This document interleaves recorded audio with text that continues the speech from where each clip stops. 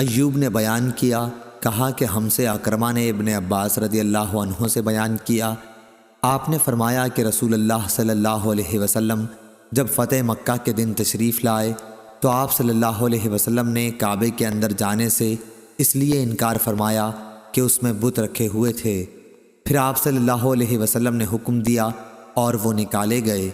لوگوں نے ابراہیم اور اسماعیل علیہ السلام کے بت بھی نکالے، ان کے ہاتھوں میں فال نکالنے کے تیر دے رکھے تھے۔ رسول اللہ صلی اللہ علیہ وسلم نے فرمایا، اللہ ان مشرکوں کو غارت کرے، خدا کی قسم انہیں اچھی طرح معلوم تھا کہ ان بزرگوں نے تیر سے فال کبھی نہیں نکالی۔ اس کے بعد آپ کعبے کے اندر تشریف لے گئے اور چاروں طرف تکبیر کہی، آپ نے اندر نماز نہیں پڑھی۔